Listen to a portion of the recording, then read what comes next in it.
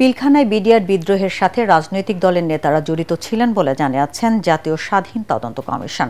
সকালে সংবাদ সম্মেলনে কমিশনের সভাপতি অবসরপ্রাপ্ত মেজর জেনারেল আ.ল.ম. ফজলুর রহমান বলেন, সময় মতো তাদের নাম প্রকাশ করা হবে। প্রয়োজনীয় তথ্য সংগ্রহ করে সত্য উদ্ঘাটনের লক্ষ্যে শেখ হাসিনা সহ 14 জনকে সাক্ষী দেওয়ার আহ্বান জানিয়ে তিনি বলেন, তারা যেসব দেশে আছেন সেখানকার দূতাবাস অথবা অনলাইনে তাদের বক্তব্য দিতে পারবেন। বিস্তারিত জানাচ্ছেন সৈয়দ রিয়াজ।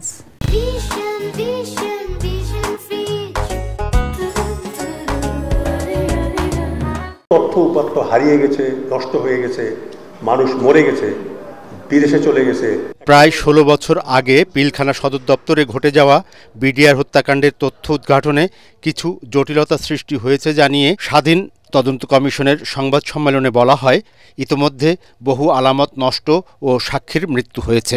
এরপরও তদন্ত কাজ এগিয়ে যাচ্ছে জানিয়ে কমিশনের সভাপতি বলেন, সাবেক প্রধানমন্ত্রী সহ 14 জনের সাক্ষ্য গ্রহণের চেষ্টা চলছে। 2 জন পালিয়ে থাকা রাজনীতিবিদ তারা ওয়েবসাইটের মাধ্যমে ইমেলের মাধ্যমে তাদের সাক্ষ্য দিয়েছেন। বাকিগুলো আমরা এম্বাসিতে যদি যেতে পারি তাহলে আমরা সেই যেখানে তারা আছেন সেই এম্বাসির কর্মকর্তাদেরকে অনুরোধ জানাবো, তাদেরকে হয় লিখিত বক্তব্য তাদের আমাদের কাছে উপস্থাপন করুক, কিংবা তাদেরকে অনলাইন করলে আমরা তাদের সঙ্গে কথা বলব। বিডিআর বিদ্রোহে হত্যাকাণ্ড তদন্তে গঠিত বিগত 2 কমিটি প্রভাবিত ছিল জানিয়ে সংবাদ সম্মেলনে বলা হয়, নৃশংস ওই ঘটনার সাথে রাজনৈতিক নেতারা জড়িত ছিলেন।